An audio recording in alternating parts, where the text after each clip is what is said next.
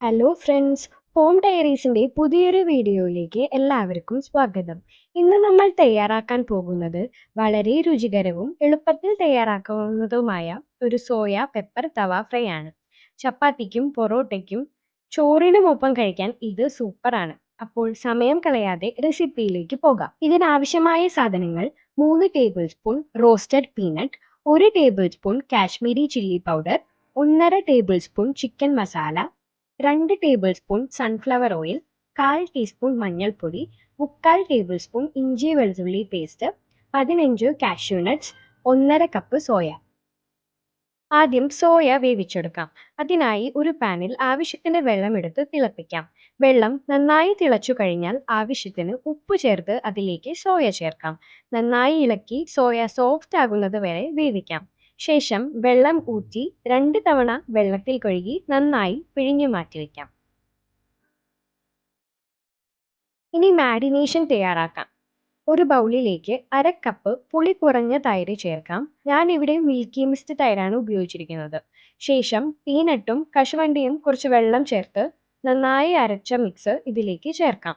ഇനി ഇഞ്ചി വെളുത്തുള്ളി പേസ്റ്റ്, മഞ്ഞൾപ്പൊടി, കാശ്മീരി മുളകുപൊടി, ചിക്കൻ മസാല, സൺഫ്ലവർ ഓയിൽ എന്നിവ ചേർത്ത് കൊടുക്കാം. എല്ലാം നന്നായി യോജിപ്പിച്ച ശേഷം ആവശ്യത്തിന് ഉപ്പ് ചേർക്കാം. ഞാൻ സോൾട്ടഡ് പീനട്ടാണ് ഉപയോഗിച്ചിരിക്കുന്നത്, അതുകൊണ്ട് 1/2 ടീസ്പൂൺ ഉപ്പ് മാത്രമാണ് ചേർക്കുന്നത്.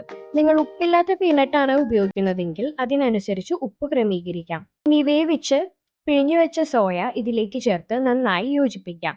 ശേഷം 15 മുതൽ 20 മിനിറ്റ് വരെ മാരിനേറ്റ് ചെയ്യാൻ മാറ്റിവെക്കാം.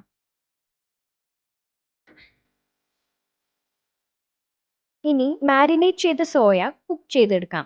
ഒരു പാനിൽ 1 ടേബിൾ സ്പൂൺ ഓയിൽ ഒഴിച്ച് ചൂടാക്കാം. അതിലേക്ക് ഇഞ്ചി വെളുത്തുള്ളി പേസ്റ്റ് ചേർക്കാം.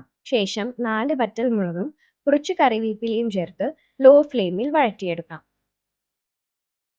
വെളുത്തുള്ളിയുടെ പച്ചമണം മാറി നല്ലൊരു നിറം വന്നാൽ മാരിനേറ്റ് ചെയ്ത് വെച്ചിരിക്കുന്ന സോയ ചേർത്ത് ഇളക്കി കൊടുക്കാം.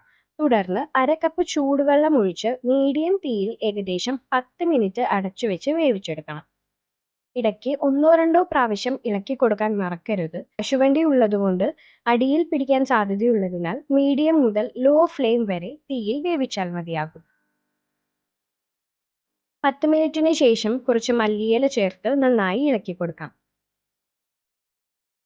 അടുത്തതായി തവ ഫ്രൈ തയ്യാറാക്കിയെടുക്കാം. ഒരു ദോശക്കല്ല് ചൂടാക്കി കുറച്ച് ഓയിൽ ഒഴിക്കാം. ശേഷം നീളത്തിൽ അരിഞ്ഞ ഒരു സവാള ചേർത്ത് മീഡിയം തീയിൽ ചെറുതായി വഴറ്റിയെടുക്കാം. സവാള ചെറുതായി വഴന്നു കഴിഞ്ഞാൽ പാനിൽ വേവിച്ചെടുത്ത സോയ ഇതിലേക്ക് ചേർക്കാം.